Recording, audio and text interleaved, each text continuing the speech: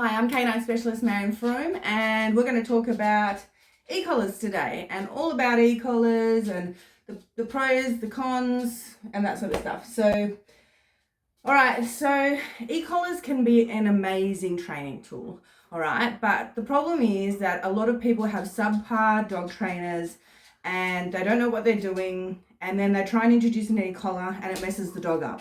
And a lot of the times people are buying very cheap e-collars, which is a huge mistake because that can mess your dog up as well. So you want to try and buy a really good e-collar. We use the mini educator e-collars.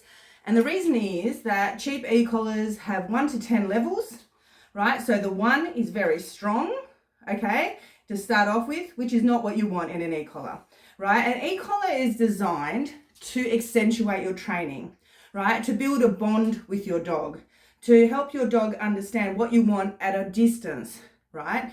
Now consider this, you have 1 second to reward or correct your dog, right? Now, how do we do that? Yes, we can do it with verbals like yes and but what if they're quite far away? Or what if they're really distracted, far away, on a scent trail or whatever, and they're just not listening to you?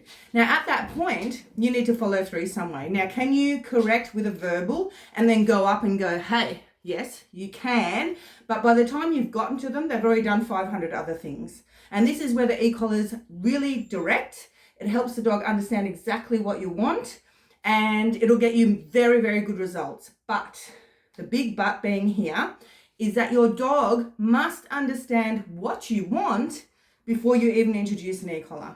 So in our courses, we always do the complete obedience courses first.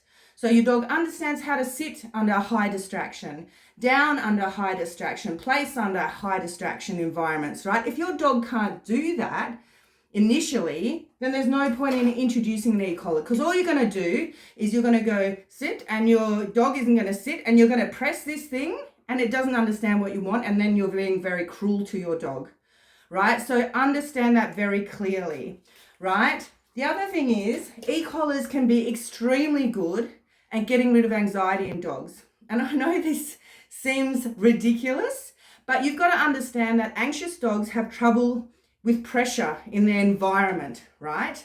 So what we do with anxious dogs is we actually create pressure in a controlled way. Now, whether that is a leash pressure or whether that is an e-collar pressure, once they've learned everything, right? That actually enables us to create more pressure, and then the dog actually is able to understand pressure in its environment better. And you'll see this, it happened with my shepherd. He was very, very anxious. And when I introduced an e-collar and I used it in the correct manner, you could just see his confidence grow. All right. So it's very, very normal for that to happen, and people are always surprised about it.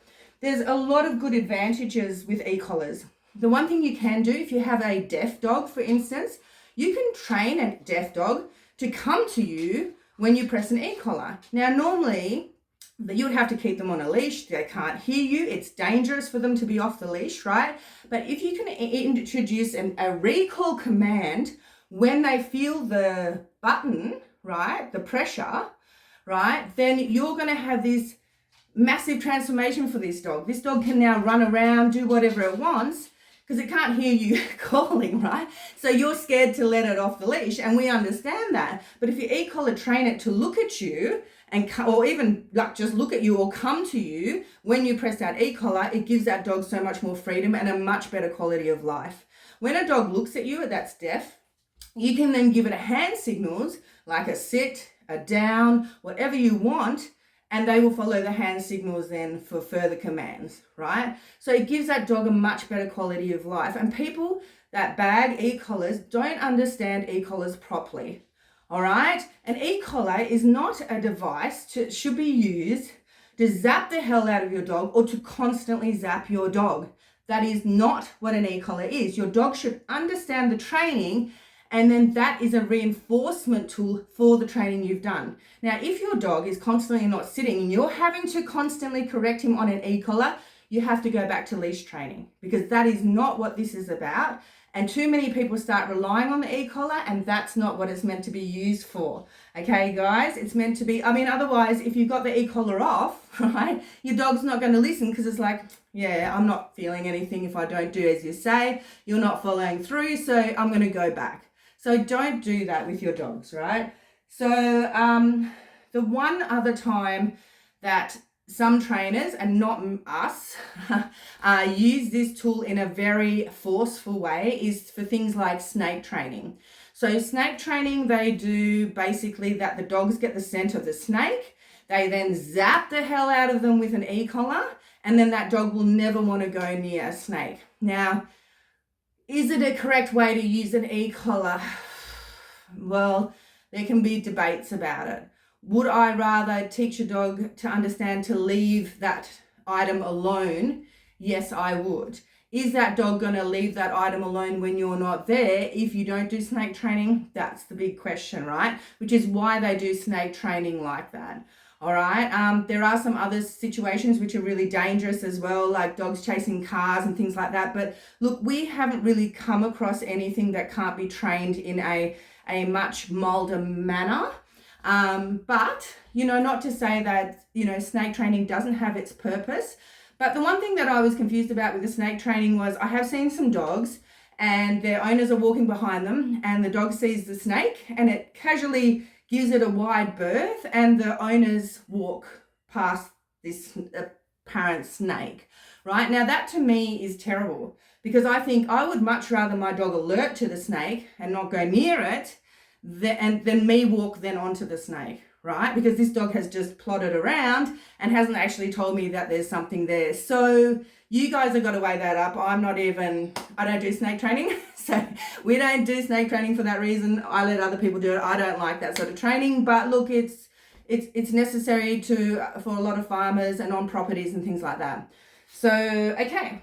So now the other thing you can do is like, say you have a blind dog, right? Now you think, how is this going to work with a blind dog? They can't see you. But what you can actually teach a blind dog to do is to stop, right? On an e-collar command, right? They can't see you. They can still hear you. But if they're out of range or they're sniffing something and they're kind of, because obviously that sense is going to be super heightened because they're blind, you can teach the dog to stop, you know, and just stand there until you get to them if you're worried, because they might be going to run across the street or whatever. You don't know. They could be following a trail of ducks.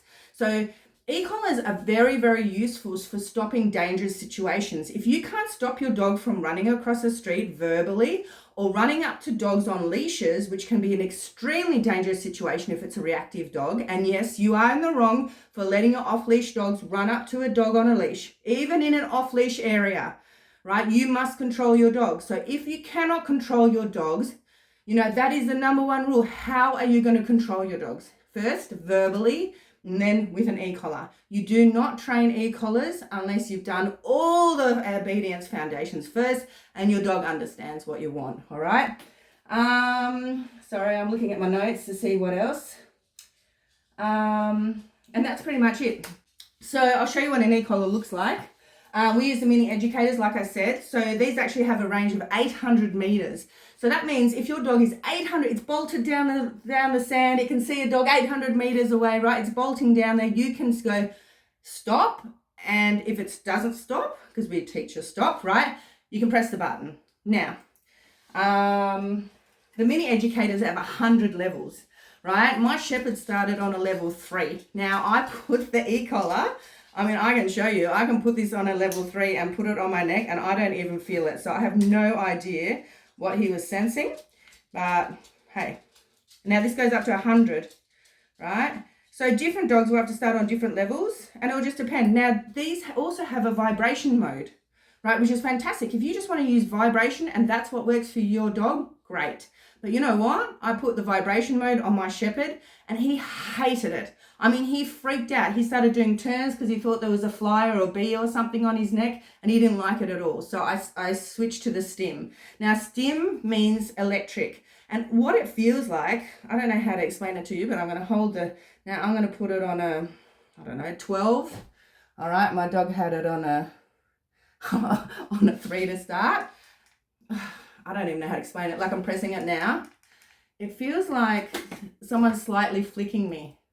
That's what it feels like on a 12, right? I mean, it depends on the dog, and we have a way. We're going to do another video as well on how to set this up and that sort of stuff. But it feels like nothing, you know, like that's 12 is nothing. And I actually, our little Beagle Cross Springer, we actually did recall training with her because, I mean, Beagles are notorious for wandering away. They get on a scent trail and they're gone. E-collars were actually made for hunting, right? Because hunting dogs have a tendency to find things and they're off. You know what I mean? And it's very difficult getting them back off the track. So these were first designed for hunting dogs, right? So we trained the Beagle when we called. She doesn't listen. Click, click. She must come back. All right. So we actually started it on 13. So this is on 13. Oh, I can't even. That's just, I mean, the thing is, people are really scared. That's a bit more. The 13, for some reason, I was just on, what was I on? 12 or something? Anyway.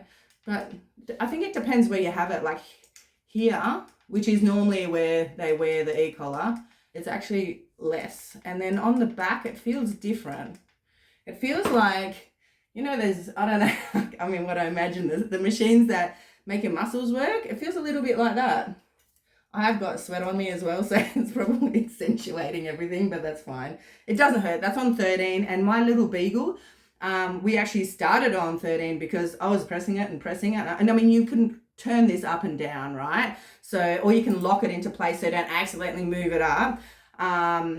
You know, so she actually started on a 13. With my Shepherd, I actually started on a 3. And as I said, he was very anxious, but he's now on 13, you know, and then sometimes lower. So it depends on your dog. It just rolls off. The other good thing about the mini educators is everything's waterproof, right? So this is waterproof. This is a little controller. The collars are waterproof. They can swim all they want. They're rechargeable. And then with some of them, we get these finger trainers and you get a little like ring and you can literally lock it into a setting and you can just press that, because that's a lot handier than trying to, if something's going down, you know what I mean? Like imagine your dog is sniffing around and it's all happy, and all of a sudden you see this massive dog running towards you and you're thinking, and the owner is like 100 meters away and you're thinking, holy moly, and my dog's ages away from me, and you're calling it and it's not coming. Now you've got to try and run and intervene this dog, right? Because we train you in our courses how to stop an off-leash dog from getting to your dog, but you must have your dog near you, right? But your dog sees the dog coming, it will freeze, because if it runs, it becomes a prey object, right? So it'll freeze. So you've now got to try and get in between. Now, how do you get that dog to you so you can sort out the situation? Well, it's frozen, you're calling, the dog's frozen, you press the e-collar and you make it come so you can deal with this situation. It's all about safety, guys. You can't have your dogs out of control, but you need to not be cruel either. I mean, can you pump this up to 50 and press it and your dog doesn't understand what the hell, it's freaking out, you're making it anxious? Yes, you can. And I think that's where they get a bad name. And you guys have got to do the right thing with the right tools, all right? You cannot use an e-collar without a trainer that actually knows what they're doing.